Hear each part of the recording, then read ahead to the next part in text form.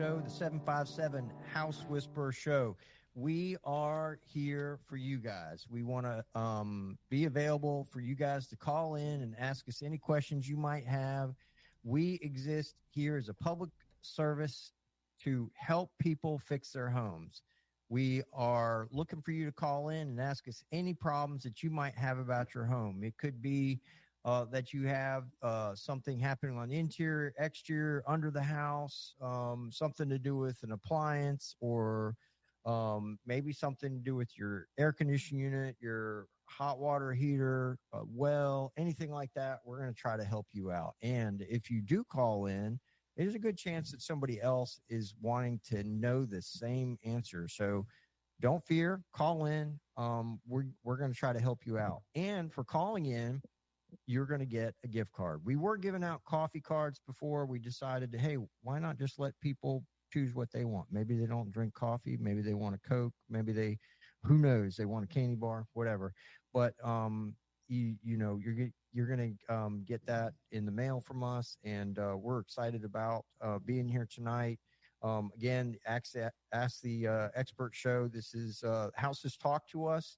We want to hear from you. My name is Albin with Albin Co. I do bathroom remodels, kitchen remodels, additions, that kind of thing. And we've got two other people here today, and we got a couple people that aren't here. So, Michael, tell us who you are. My name is Michael Davenport. I and my partner, Barry Taylor, own CVP Windows and Doors. We are right here in Newport News, Virginia, and we're not only the guy that can put your windows in, we are the guy that will make the windows. We make our windows locally. Some other people claim to do local window manufacturing, and I guess manufacturing in Maryland is more local than Kansas City, Missouri, but ours are right here in Hampton Roads. You get a courteous review with one of our sales associates. He'll come in, he'll take some pictures, he's going to get some quick measurements. He'll develop a quote. He will not be there probably over 30 minutes. If you got some questions, he might be there a little bit longer. He's going to review what we can do for you. He's going to review the different types of windows. He's going to go over some suggestions since he is an expert in the field. He is not spending the night with you. He is not having dinner with you. Even if you're having pizza, and some of them really like pizza, they're not doing that. We're not that company. We're going to move back, and we're going to come back in a few days later and do a quote review. He is not spending the night with you that time either. And I know a lot of you people are disappointed about that. You like the fact that the guy might spend the night with you. We're not that company.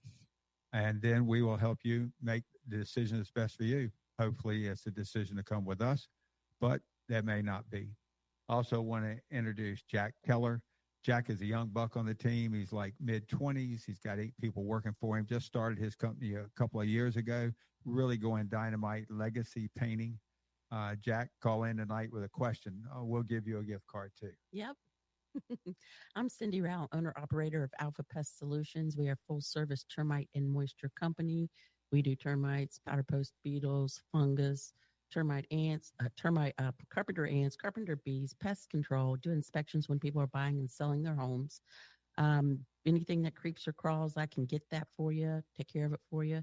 And just remember, I'm the only woman you know with a license to kill. Without a doubt. Yep. So also want to let y'all know, introduce Chuck Worley. He is the host of the show. The 757 House Whisperer was his idea. He invited us to be part of this team, and we're all happy to be here. What does Chuck do? He does he does heating and air. He does electrical work. He does plumbing work. He can encapsulate crawl spaces. He does insulation. He put insulation in your crawl space, but it can also do it in your attic. So does foam insulation. Yeah. Mm-hmm. So if you've got any of those sorts of issues, Chuck is great to give a call with his company because he can handle so many different things for you. So I forgot. Oh, you guys calling in. When you call in, it's 757-627-7979. I'll say it a little slower. 757-627-7979. Call in now with your questions. We got a couple questions we're going to give you just to see. I want to let everybody know Chuck's on assignment tonight. Yeah, Chuck's on Yeah, assignment. he's got stuff going on. So, anyways, hey Chuck. So we got a couple questions for you. One is, we were throwing around this idea. Maybe some people don't know this, and it's an interesting little fact that we'll be probably talking through on the show. But we're not going to answer this one particular thing. We're hoping you will. Who kills the plants, moles or voles? Now, this is a very specific question, so, I'm sure both of them kill stuff, but who kills the plants, the moles or the voles? And we'll be talking more about that. We had one other question we were kicking around, and this question pertains to when did triple pane windows become a thing? Which decade did triple pane windows become a thing? So, Cindy, can you talk to us a little bit about these moles and voles and, what your experience is? Oh, and we were talking about, whether they're in the crawl space. We were going to throw that as a question, but maybe we could just put that in there and just talk about that. Yeah. Your experiences with them being in the crawl space and all that stuff. So where do moles and voles go? Where do they live? What are they doing? In the ground. So what's a crawl space? This is the ground underneath your house. So yes, I have seen tunnels and evidence of moles and voles and crawl spaces. So yes, they can be in there. No, plastic won't stop them. So it's common to see that kind of thing going on. So they can be anywhere. Are they same size or are they different sizes? They're a little bit different in size, but not by much. Uh-huh. And people, pull it up on the internet. They can show you a picture of a vole and a picture of a mole. Mole's going to be the ones that's out there digging the tunnels, and the voles use those to get to their food source. Both of them use it to get to their food source. So on the eating thing, we've got somebody calling in about a little critter that likes to eat stuff. And Kathy from Chesapeake has got a question about carpenter bees. Hey, Kathy. Hey, how you doing? We're doing well. Thank you for calling in. And I see you got a question about carpenter bees. I'm sure they're starting to come out full force. What's your question? Every year we have a good size stack with the overhang, and they've been really brutal this year. And I have the standard bee trap, with like the mason jar and the hole, and they go in the jar and they can't get out. But it's not working, and just interested what you do. Okay, so I've learned a little bit about that stuff, and then I'm gonna put my wisdom into this and what I've experienced, but we also have a resident expert here that's going to have some stuff for you on that. So what I found is those neat little jars and the block of wood that you cut and all that stuff, they only work if they're in the sun. So you got to make sure they're not on the shady side of the house. They're in direct contact with this, or not contact, but in direct sunlight. The longer they're in the sunlight, the more likely it is that they're going to try to find. They're going to find that, that's when they're active, gravitate towards it. So they like the sun. They move around a little bit more in the sun. They're less active in the shade, and I didn't get that right for years. And then I started. Somebody mentioned it to me. I moved all of my traps to the sun, and lo and behold, they were starting to fill up. Yeah. So that's and then of course, paint your wood. You want to have painted wood. You don't want to have holes. You don't want to have raw wood. They will eat on decks. If the treatment on the deck is subpar or old, they will make some holes there. Mm-hmm. Cindy, what do you got on this topic? So the problem that a lot of people have getting rid of them is when the carpenter bees are drilling into the wood, that's what they're doing. They do not drill just in straight in. Mm-hmm. So they drill in and they're going to go right or left because they're laying eggs. So and they pretty much do that. I mean, they just go in, lay their eggs, they're done. Mm-hmm. Yeah. So people will go in and you take some wood filler and fill it up thinking, okay, I got it now because I filled up the hole. Nope. No, when they hatch, they're going to come right out. The ones that are hatching out are going to come right back out. So you have to use a chemical. I have a couple of different things that I use. I have a powder that I use, and also I have a liquid-based chemical that I use. So you put those in there, and then we make sure that they're, we give it about 30 days, then we treat again. Then after that, then we can go in there. And really the best thing to use is like a dowel rod. You find one that is about the same size in diameter as what your hole is. Cut it, put it up in there, would putty it on the outside, and then paint. Yeah, So you they do can't need to get kill. past the dowel rod. Much harder for them to get. Yeah, past. you Okay. do need to kill the eggs Yes. though, Yes. because I'm fairly certain they'll even hatch. They will. and they'll drill their way out a Yep. different way. That Yep. doesn't necessarily might not be the dowel. They may Yep. just go straight out another way. You got to stop the cycle, because what's happening is by the time you've seen those things, those are the babies. They just hatched. They're going to make more babies, Mm-hmm. and you may kill the adults, but the babies are there ready to just come right back That's out. why they come back every year. And it just gets worse and worse. So, you know, if you want, we can have Cindy call you. You maybe have her out, do a little bit of a bee spree there, happy to do that. and then maybe you can stop the cycle and take care of it from there. But the raw wood, they love that stuff. I said that they are eating it. They're not. Cindy pointed it out. They're just drilling holes. They're just like digging their way in there. You'll find that little bit of powder on the floor or whatever. It's a great indication of where those suckers are. Sorry you're having that. Happy Definitely to have to combat them. They will, if you leave them alone, they will definitely just multiply. And more, yeah. So, but happy to come out and take a look at you. No charge for doing that. any other questions on that, Kathy?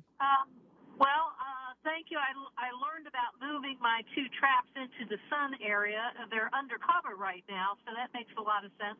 I do, however, have an issue with voles with the V.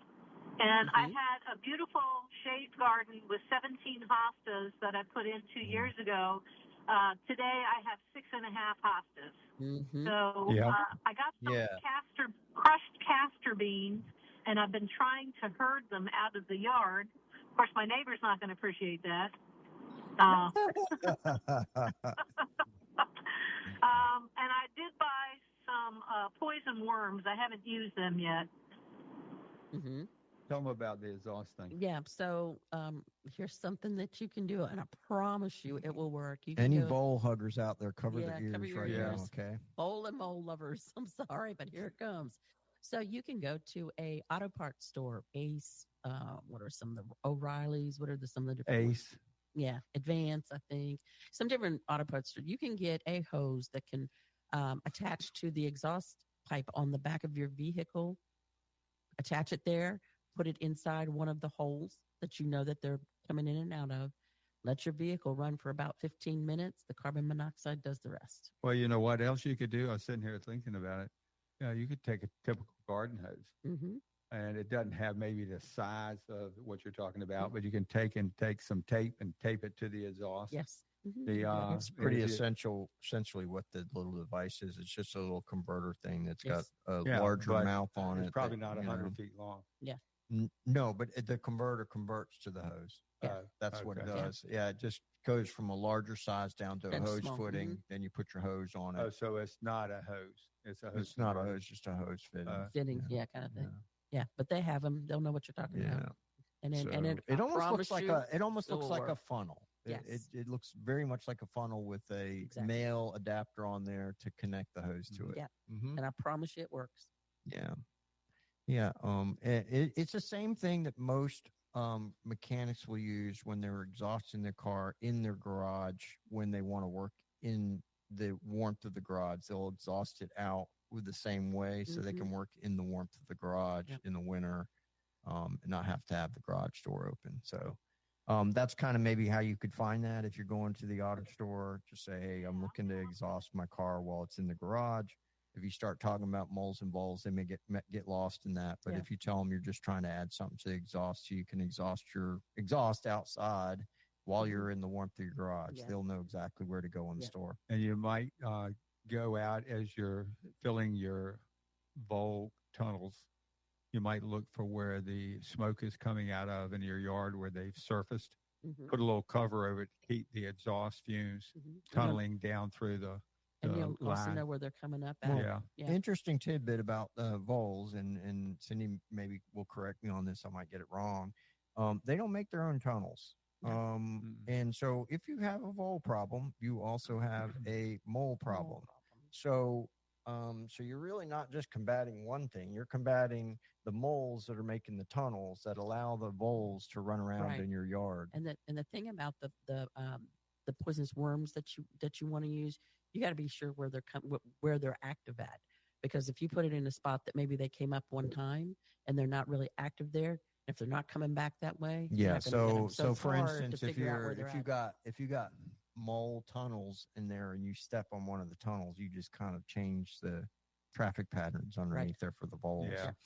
So it's something to think about there. So so yeah, you got to get rid of the moles and the voles. Where do you live at? Greenbrier.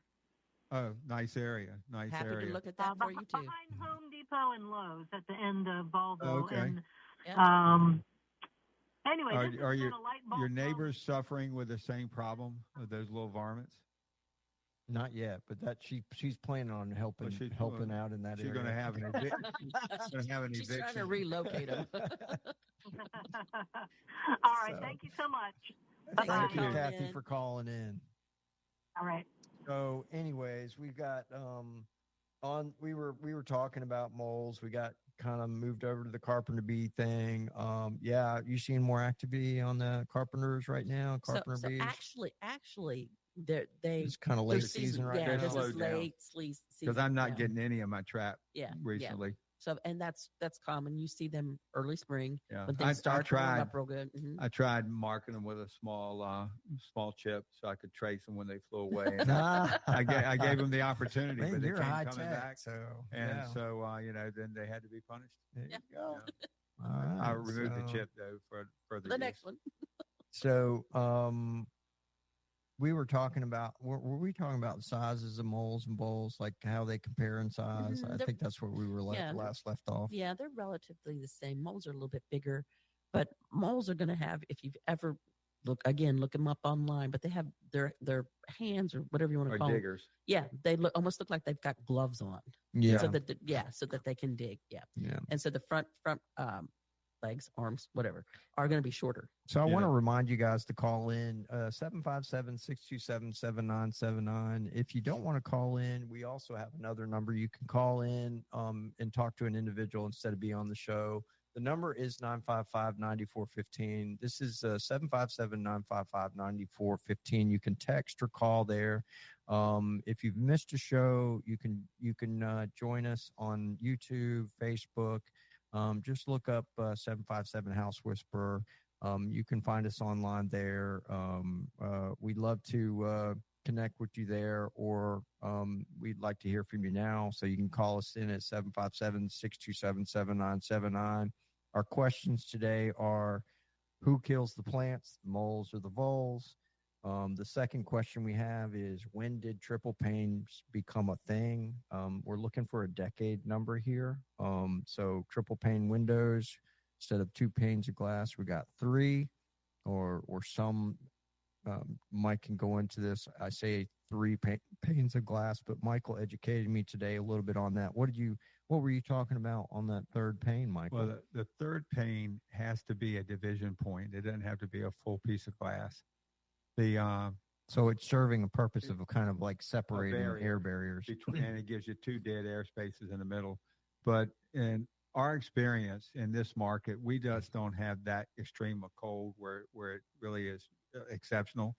Way up north, they do, and they have that cold where they really need to think about I've it. never seen it in this market. Yeah, I am and- curious to ask you though, did they ever try for 4 panes or 5, or is there Not that such I'm a thing? aware. Not that I'm Okay. aware of. I'm sure that somebody did, but the cavity of the glass, Mm. 3/4 of an inch is within my knowing of what's going on.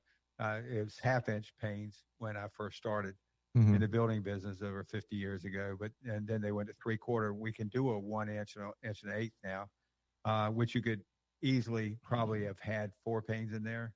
There's or just the or law four- of diminishing four cavities. returns when you start to do that stuff. Yeah, and that's what I was going to say. In our market, a lot of people get sold a bill of goods about having a triple pane glass product, but I do not believe that there's such a diminishing return unless you were a teenager getting out of high school and your parents bought your house. And The If you're rate of going to return's that not level worth of insulation, you probably need to put your money in something else. it. Whether Exactly. you spray I foam would say or, spray foam is a much better place.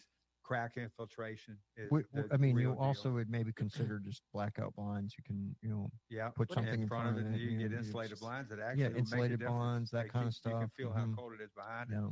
And I know that you're a big fan of this. I am. In building a home using a flash coat of insulation in there, along with a good quality insulated window, like a U value of 0.28, is excellent for this area right here. In Richmond, they're a little bit colder climate. You need something a little bit better than that to get the same results. Question, But- Mike.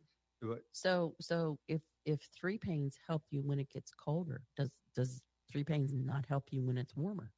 Cold is the biggest deal going on. It's like in our market with the heating and air conditioning, you design it for the hot weather. Mm-hmm. And Chuck was mentioning the other day, and I've run into this a lot, where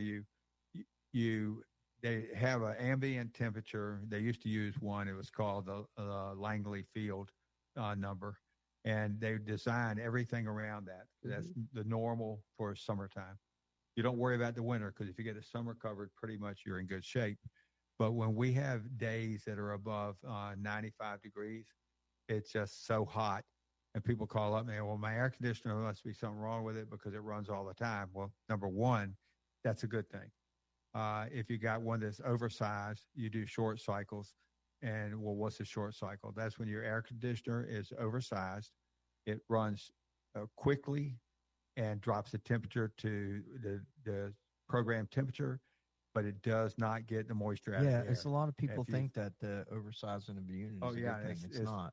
It's terrible, because what happens is you have a cold, damp, clammy house, and that is more aggravating to me than one that's just a little warm. Right. Because at least the warm house, if it's not bringing the temperature down, let's say you had your temperature on 72, the best it's supposed to do is 92. That's a 20-degree differential. And if it's 95 all day long, it's going to run all day long, but it's not going to have moisture in it. Yeah. I always hear that moisture will kill your house. Most designers are looking for that unit to run nonstop on the hottest day of the year. Yep, exactly. If you hit it on the head there, and it's running all day and it's keeping up, you're in good shape. Now, of course, if it's running on the hottest day of the year nonstop, and every day before and after that, you may be undersized. So, well, one thing too that's come into effect, I first used it in 2008 in Parade Homes house, is a dual stage compressor, because it runs on a certain percentage up to most normal situations, but it gets an overload of people in the house, or it's an extremely cold day, the rest of the capability kicks in. Chuck is well versed in that situation. And I think we're getting ready to go into a break, Alvin. Okay. So, as we come to a break, I just want to remind you guys, call in. The number 757-627-7979. As we go to break, you can call and get in the waiting queue. We're the House Whisperer experts. We're here to help you guys out. We've got some gift cards we're going to give out, and we're just going to go away here for a second. We'll come back and introduce ourselves and get on with the show.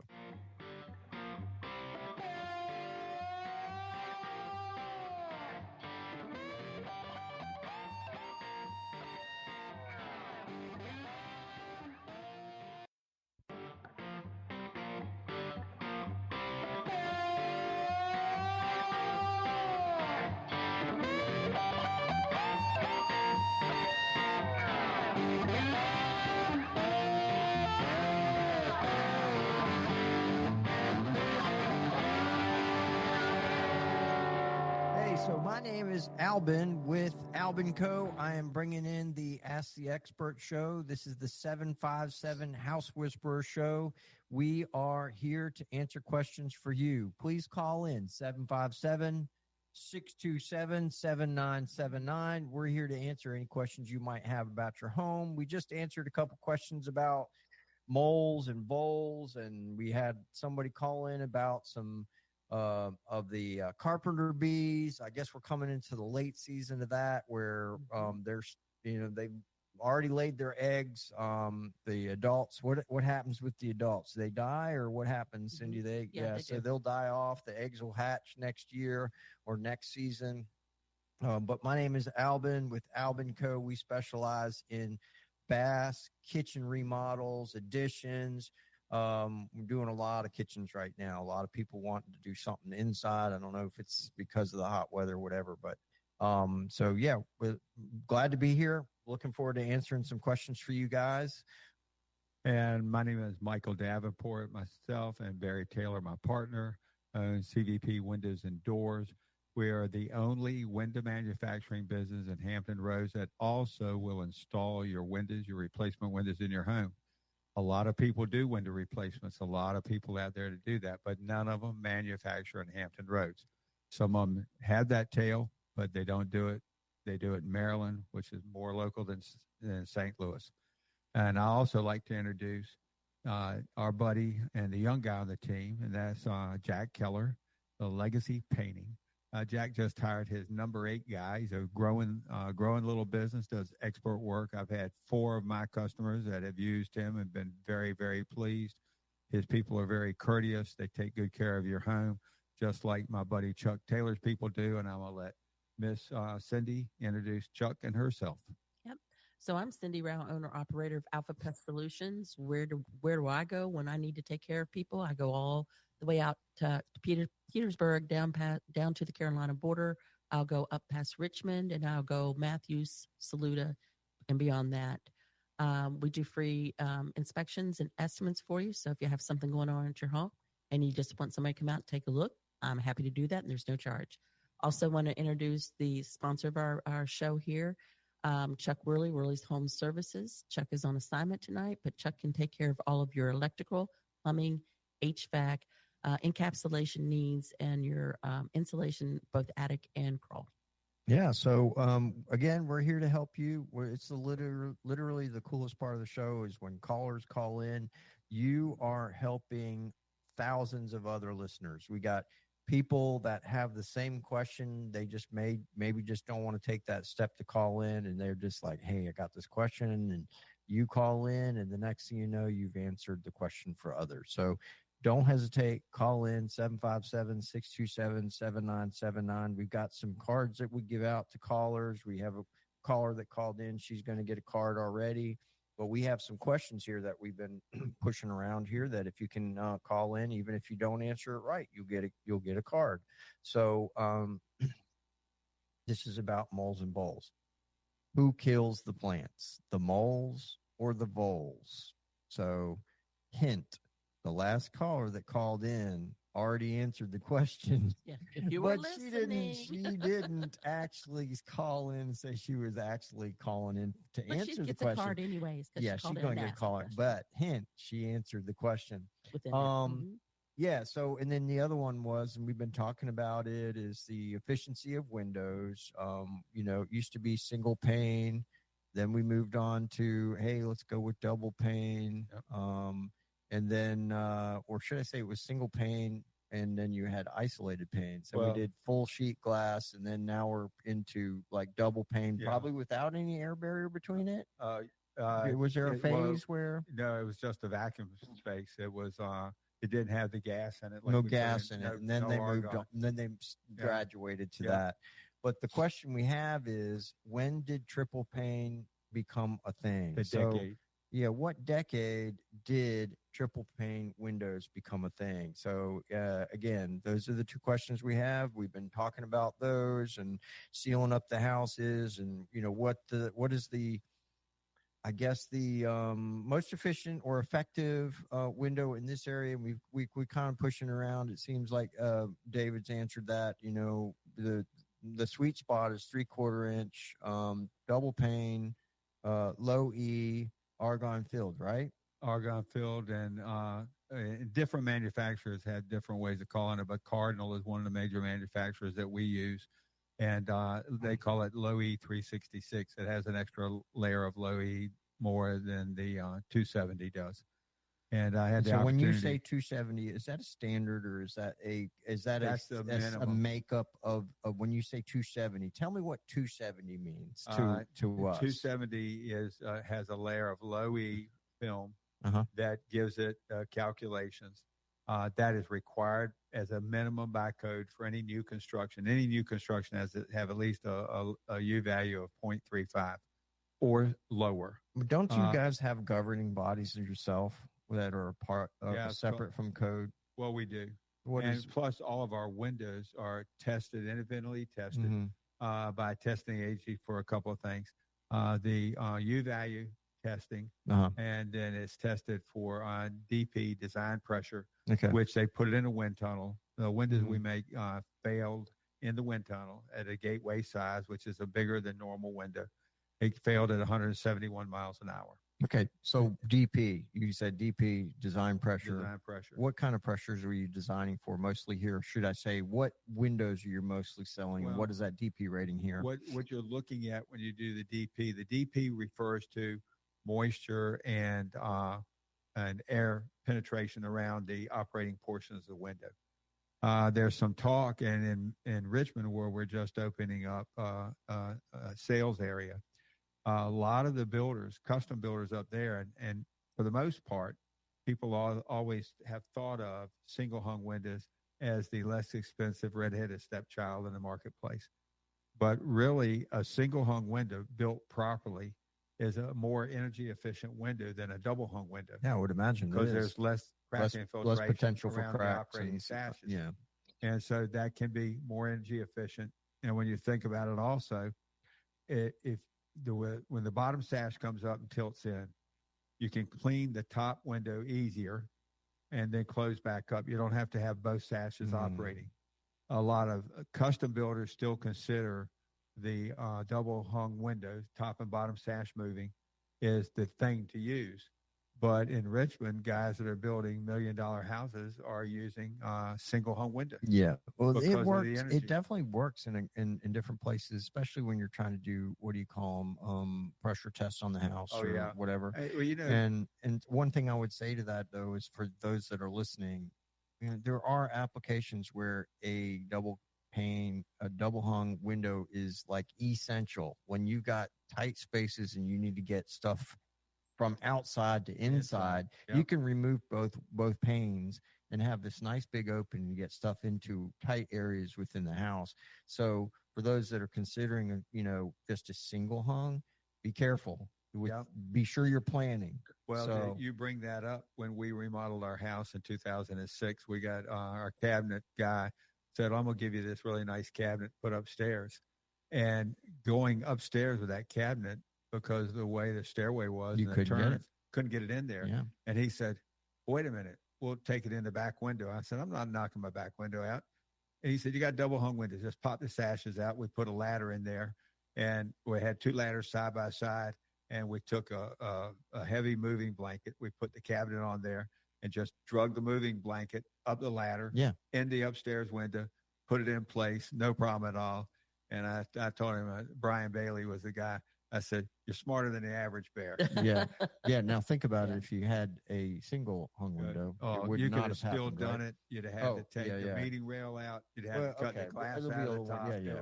It'd have been a real hassle. So just think hassle. When, this is a planning stage thing. You just need to make sure that, okay, do I ever need to move, get these two out to do that? Yeah. So I didn't mean to cut you off. You were talking about how Richmond guys were using them.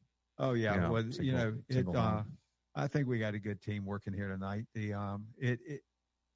Anytime you're building a new home, you need to sit down with a guy like Alvin, and because his knowledge is vast. He will think of things you haven't thought of. He will help you through the decision-making process. And then when you ask him advice, he will give you good advice. A lot of people talk, but not many people give good advice. And Albin is that. Our buddy Chuck, Albin took an old house, and he found antiques inside this thing. Yeah, it was cool. And and he stripped the house down to the skeleton. It had real 2x4s in it, not the ones we have today that aren't 2x4s. They call them that, but they're not 2x4s. He found real 2x4s. He took this house apart. He redid everything, moved walls. I mean, I can remember the house that Chuck lived in like it was. And this house is nowhere close to that. It's a much more livable house. It's much more attractive. It has some very, very unique features. It has a kitchen that's absolutely amazing. And Lisa, Chuck's wife, she loves the place. How about Julie? Damn, I did it again. Huh? Apologize. Sorry, Chuck. I've known Chuck way too long. But the house is amazing, and it's like on 5 acres of land, and it's in the middle of a highly dense populated area. And Alvin went in there, tore it apart, put it back together. And they're going through a new phase in their life, and they didn't need the layout they currently had. They wanted more functionality just for the two of them. We literally relocated the entire kitchen.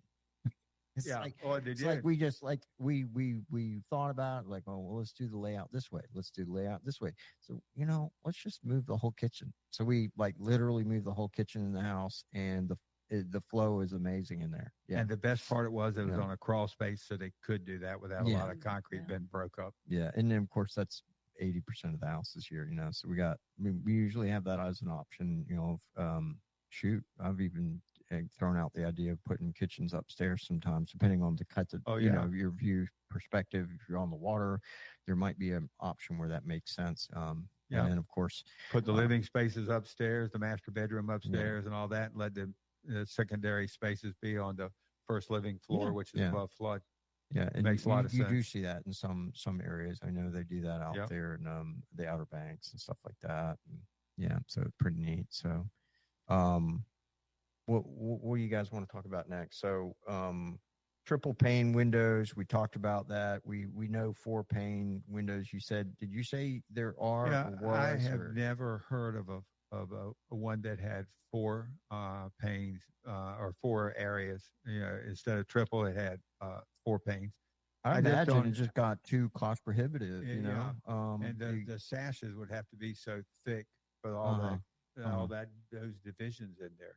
I am interested about the DP ratings. Which one did you say that you guys carry or sell the most? Ours, we only do a minimum of a DP 50.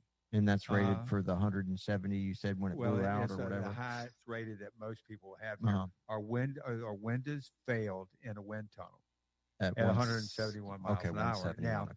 Now, when people will move into one of your houses, and you say, oh, yeah, I use the CVP windows and doors, and it's 171 mile an hour wind tunnel.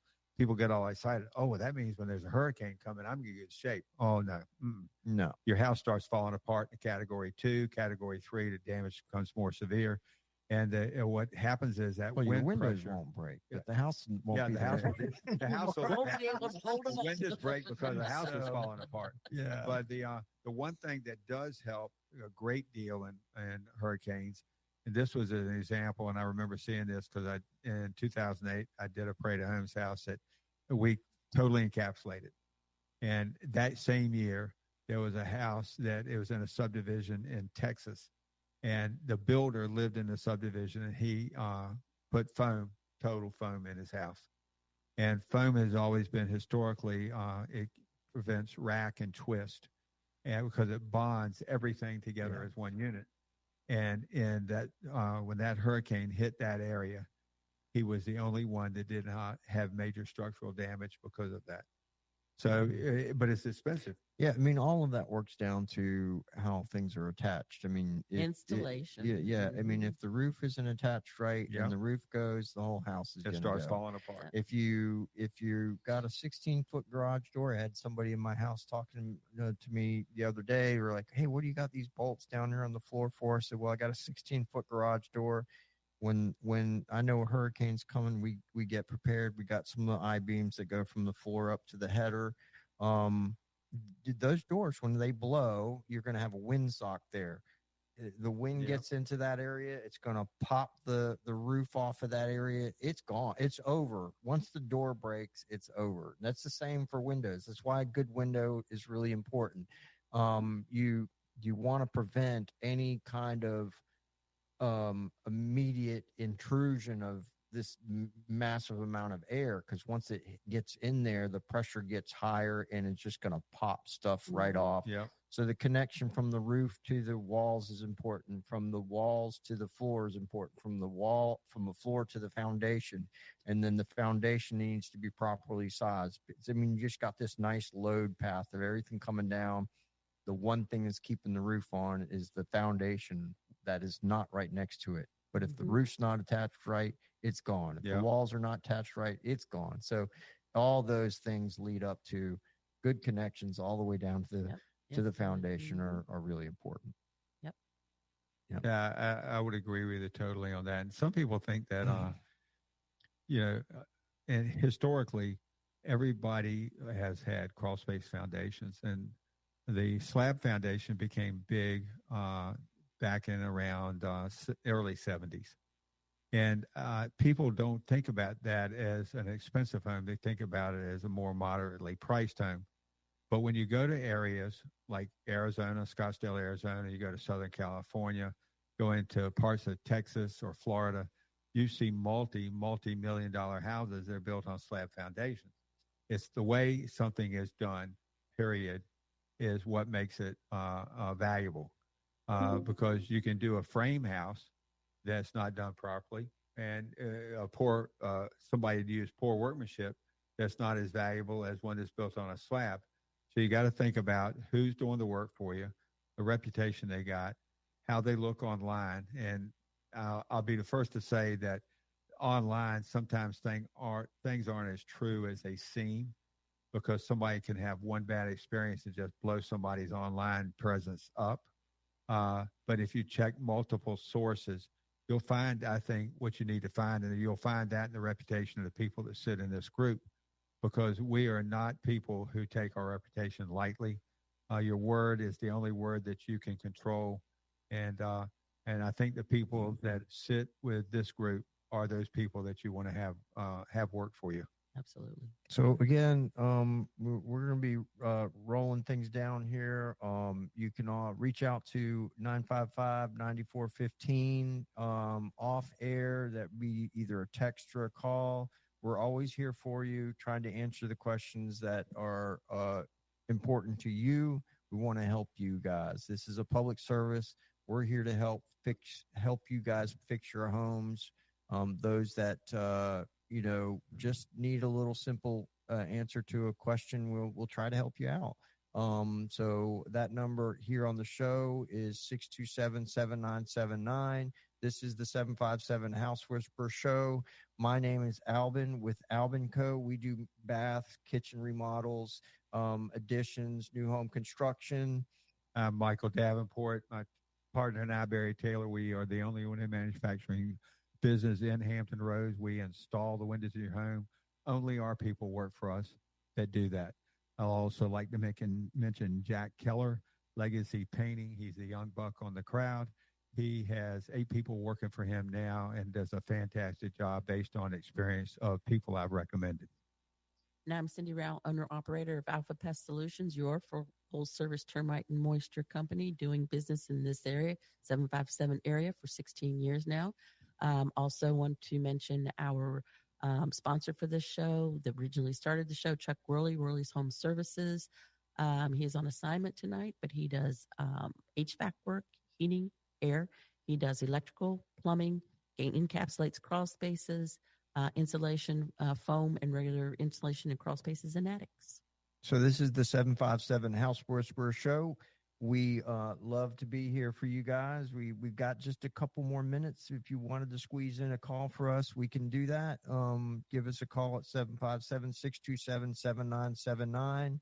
The questions that we had on the air, we can just go ahead and answer those questions. Cindy, tell us, who's eating these plants, the moles or the voles? The voles. Once your root system, moles want grubs.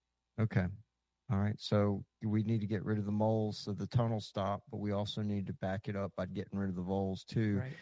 Michael, tell us a little bit about these triple pane windows and when they came in. Triple pane windows became into the marketplace, and the decade was the 1980s, late 80s for the most part. The windows have always been in a growing mode. They're making us change them every year. The code makes us change things that really it's not making houses more affordable. It's making them cost more, and that makes it less affordable for people. We need to get real about what we want to do in a house to help the population afford it, not just to help things that people pass a law that think they're doing something. Because the guys that make the code aren't the guys that build the product. So Michael and Barry are very serious about and very passionate about learning more about the windows. There's always something changing there. He seems to be the guy that you would want to have on your team when it comes to putting windows. Albinco, that's all we use. We use CVP windows and doors for all the windows that they've got. Fantastic job. We've been using them since 2000. They have no problems making custom window the way you want it, down to the 16th of an inch. You need any kind of like small adjustment, or each window is different in the house, they'll do it for you. Hey guys, this is again the 757 House Whisper Show. We've loved the show. We are happy to be here. We are available offline. You can give us a call. We look forward to next week, and we hope that you guys have a great week. Stay cool out there. Be Y'all hydrated. Guys, take care. All right, take care. Bye.